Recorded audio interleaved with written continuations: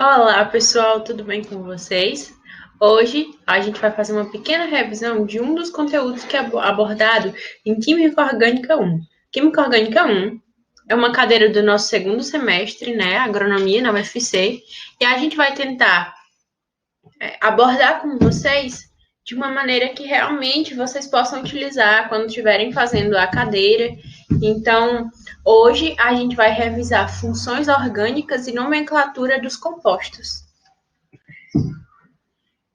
Bom, como eu falei, a gente vai ter que passar aqui por alguns conceitos muito importantes para a gente entender a química orgânica. O primeiro deles é o que é a química orgânica? A gente pode dizer que é a química da vida, é a química do carbono. E aí é por isso que ela é chamada assim. A gente estuda em química orgânica os compostos que possuem, né, na sua composição, cadeias carbônicas ligadas a grupos funcionais ou ligadas a hidrogênios. Então, meio que essa é o que a gente pode classificar como química orgânica. É a química do estudo dos carbonos, as suas interações, as forças que atuam, etc. E o que são moléculas orgânicas? Moléculas orgânicas, elas são substâncias que contêm em sua estrutura carbonos e ligações covalentes entre carbonos e hidrogênios. As moléculas orgânicas, elas estão presentes em muitos contextos do nosso cotidiano, em muitos produtos, e também o nosso corpo, ele é composto por algumas moléculas orgânicas. As moléculas orgânicas estão presentes em carboidratos, estão presentes em lipídios, estão presentes em ácidos nucleicos, e elas também estão presentes nas vitaminas. Aqui a gente tem, por exemplo, as representações da vitamina C, da vitamina A e da vitamina D. Além disso, a glicose, que a gente sabe que é muito importante para que a gente tenha os processos funcionais do nosso corpo funcionando direitinho, também é uma molécula orgânica. Vejam, existem ligações entre os carbonos e os hidrogênios, configurando o que a gente diria que é uma molécula orgânica. E aqui também a gente tem um dos mais simples compostos orgânicos quando se fala em cadeia. Aqui a gente tem, por exemplo, o que a gente conhece como acetona, que também é um composto orgânico comum no nosso dia a dia. Bom, e aí a gente conceitua o que são funções orgânicas. As funções orgânicas, elas são grupos de compostos orgânicos que possuem propriedades químicas semelhantes em razão da presença do mesmo grupo funcional em sua estrutura. Ou seja, são características comuns entre determinados compostos por possuírem em sua composição um grupo semelhante, que dá a esse composto propriedades semelhantes às propriedades dos demais que também possuem esse mesmo grupo funcional.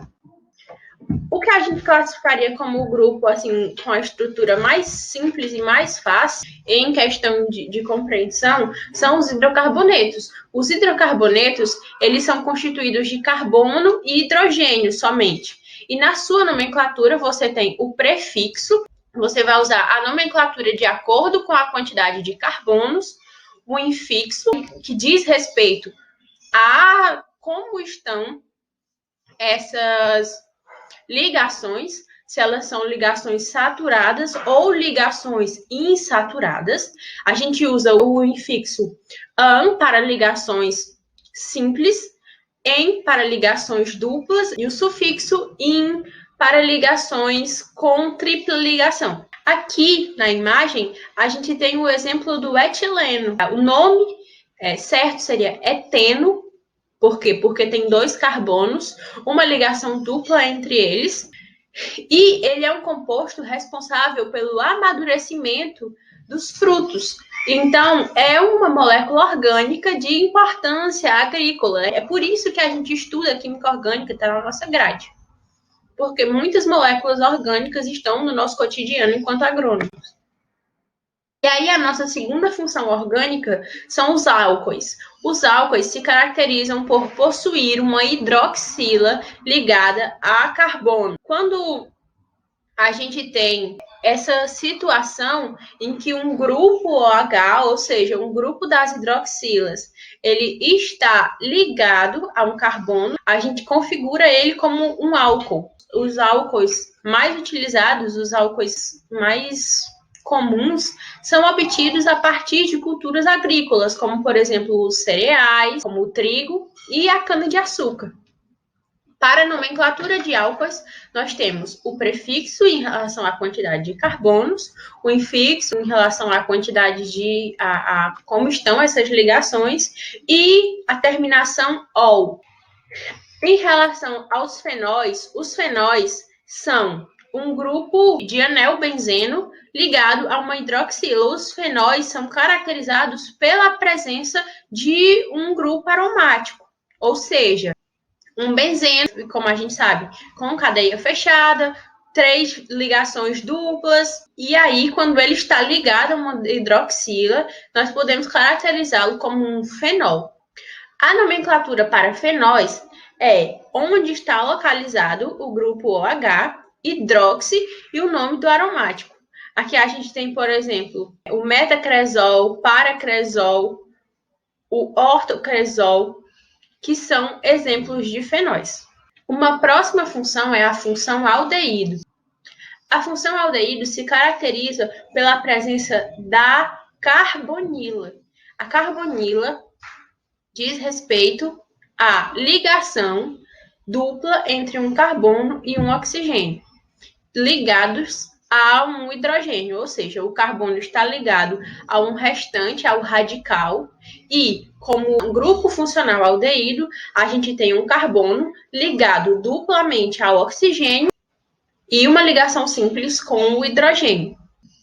E aí, para a nomenclatura dos aldeídos, a gente utiliza o prefixo em relação aos carbonos, o infixo, como eu já falei, e ao final, al. A gente tem aqui, por exemplo, o metanal, um exemplo dos mais simples de aldeídos no nosso dia a dia. A vanilina, por exemplo, também é um aldeído. Ela possui a função aldeído, não somente, mas ela possui a função aldeído. E a vanilina é o que a gente chama de essência de baunilha. O que é extraído da orquídea é um aldeído que tem o que a gente configura como o sabor da essência de baunilha. E os aldeídos, eles estão presentes em desinfetantes, na fenolftaleína, que a gente utiliza lá quando está fazendo química analítica. E outro tipo de aldeído, por exemplo, é a creolina. Aqui a gente tem a função cetona. A função cetona, ela também tem uma carbonila. Por quê? Porque nós temos um carbono ligado duplamente ao oxigênio. Então, o que é que muda? O que muda é que esse carbono ligado duplamente ao oxigênio, ele deve estar entre outros 2 carbonos, para que assim a gente tenha ele sendo configurado como uma função cetona. Aqui a gente tem a rotenona. A rotenona é um defensivo químico utilizado, normalmente é um dos poucos, assim, que existem alguns casos em que ela pode ser utilizada não somente na agricultura convencional. E aqui, vejam, para onde a seta aponta, nós temos a presença de um carbono ligado duplamente ao oxigênio que se encontra entre 2 outros carbonos. Ou seja, nós temos a função cetona presente nesse composto. Não somente, mas ela está presente no composto. Aqui nós temos os ácidos carboxílicos. Os ácidos carboxílicos também têm a carbonila, né? Mas eles também têm a hidroxila. Então, os ácidos carboxílicos se configuram como a junção, digamos assim, do grupo da carbonila e da hidroxila. Nós temos um radical, ou seja, o restante da cadeia carbônica, e nós temos um carbono ligado duplamente ao oxigênio e esse mesmo carbono ligado a uma hidroxila, a um grupo OH.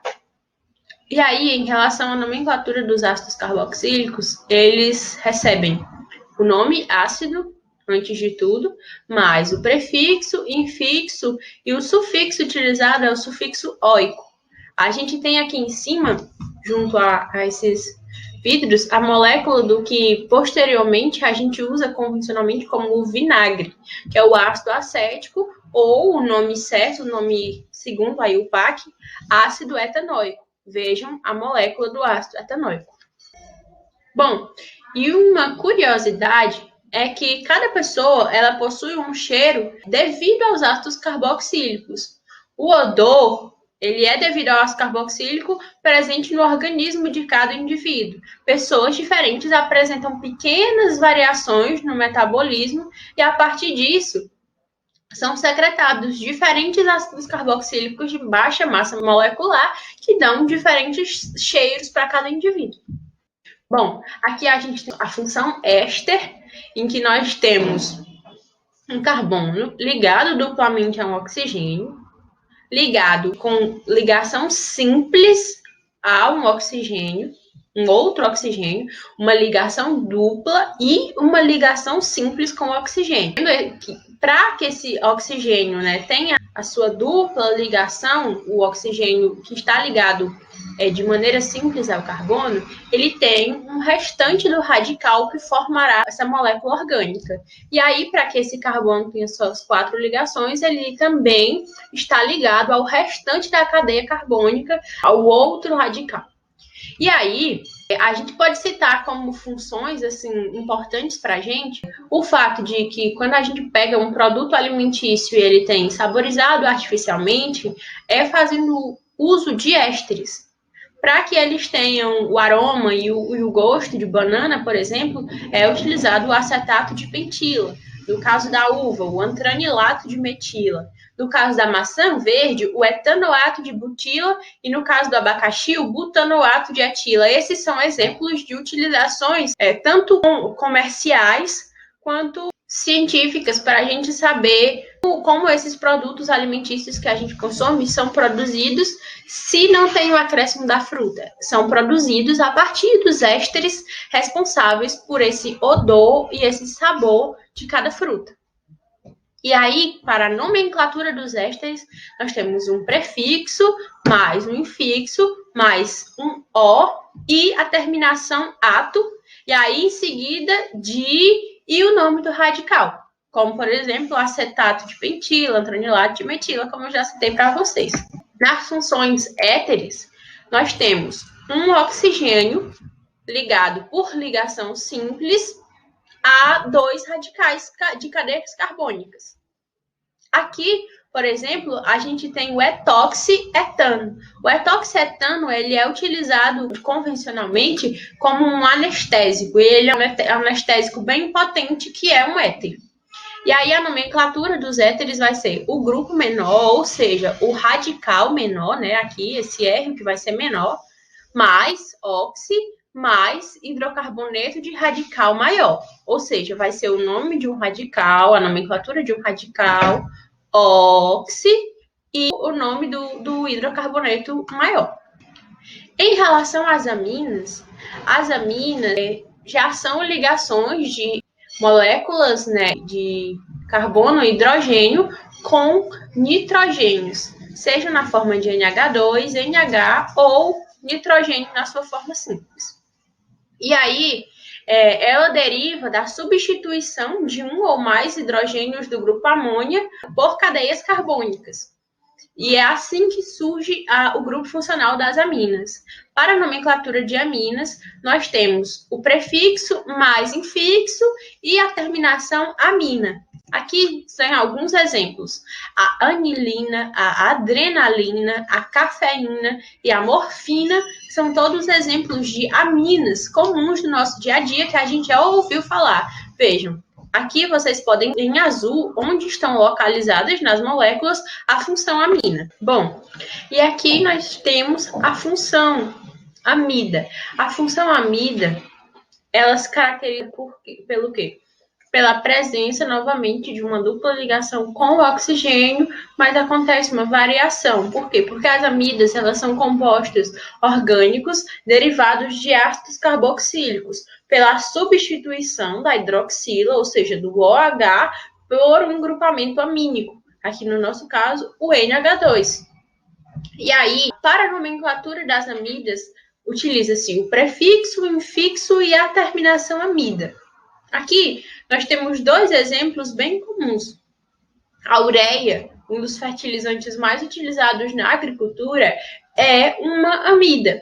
Bem como a penicilina. A gente sabe que a penicilina teve uma importância muito grande em algumas épocas da nossa história, né? E aí, essa penicilina também é obtida a partir da função orgânica amida. Nós também temos uns nitrocompostos, que é o quê? É um radical ligado a um grupo nitro, é um grupo com nitrogênio e oxigênio. O nitro é o NO2. Nós temos 2 oxigênios e um nitrogênio. O nitrogênio acaba com uma carga positiva, já que meio que ele é responsável por ambas as duplas ligações do oxigênio, e os oxigênios ficam estáveis junto ao nitrogênio. Aqui, por exemplo, a gente tem o trinitrotolueno. O trinitrotolueno é o que a gente conhece popularmente como TNT, que é utilizado para explosões. E por último, nós temos os aletos orgânicos. O que são os aletos orgânicos? Nós temos carbono ligado aos elementos que estão lá na classe dos halogênios na nossa tabela periódica. Quem são esses halogênios que conseguem formar essa ligação com o carbono? Nós temos o flúor, o cloro, o bromo e o iodo, que formam os aletos orgânicos. Um exemplo de aleto orgânico é o DDT. O DDT é um inseticida bastante conhecido, que é o diclorodifenil tricloetano.